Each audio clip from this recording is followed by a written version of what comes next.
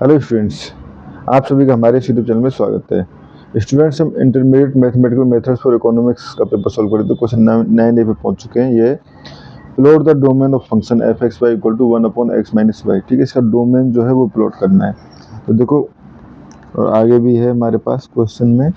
आगे क्या पूछा गया है कि जो डोमेन है वो ओपन है, क्लोज है, किस तरह का सेट है। ठीक है, f x y equal to x minus Y.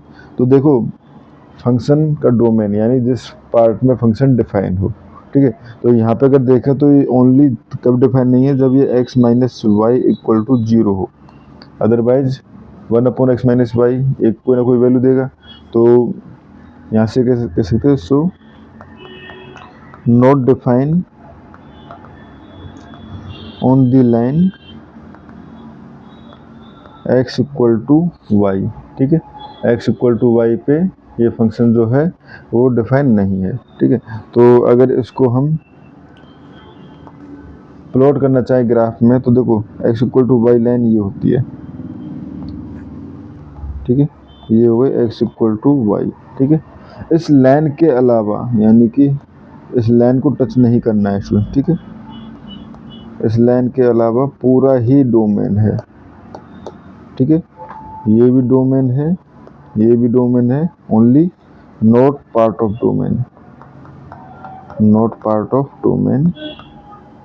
ये हमारे पास जो लाइन है ये डोमेन का पार्ट नहीं है। ठीक है स्टूडेंट्स, ये है हमारे पास। तो इसको इन जनरल हम ऐसे भी कह सकते हैं, d equal to x y belongs to R square, 2D में है, where x not equal to y. ठीक है, where x not equal to y. ठीक है, तो ये हो गए हमारे पास। अब हमें बताना है कि ये ओपन है या क्लोज है। ठीक है, तो देखो ये हमारे पास है। ठीक है, तो यहाँ से हम बाय डेफिनेशन देखो, इस पॉइंट कहीं भी पॉइंट ले उसकी नेबरहुड हम ले सकते हैं। Suppose let D x y, देखो एक्स इक्वल टू एक पॉइंट ले लिया हमने, x y belongs to R square. ठीक है, या हम कहें x y belongs to D है। ठीक है, तो उस कंडीशन में ना तो x not equal to y होगा। ठीक है, x not equal to y होगा। ठीक है, और हमें पता है कि जब x not equal to y है तो x के लिए एक छोटा से छोटा इंटरवल x माइनस डेल हम निकाल सकते हैं, एंड y के लिए y माइनस डेल हम निकाल सकते हैं। ठीक है, यानी जैसे यहाँ पे लिया, कहीं पर भी ले लो आप, उसको जूम कर दो इस तरह से। ठीक है, जैसे हमने अब देखो यहाँ पे काफ़ी कम डिस्टेंस दिख रही है इस पॉइंट के लिए, इन पॉइंट्स के लिए काफ़ी कम डिस्टेंस दिख रही है। अब देखो ये डिस्टेंस ज़्यादा हो गई। अब फिर से देखो हम यहाँ पे और बना सकते हैं। अब ये और बड़ा होता तो मैं इसके पास और बना देता। ठीक है, तो इस तरह से हम नियर अबाउट पॉइंट कितना भी ले लो, एक ना एक नेबरहुड इस तरह से निकाल लेंगे कि जो सबसेट होगा डी का। ठीक है, तो यहाँ से हम कह सकते हैं इम्प्लाइज ए इज एन और D is an open set, open set.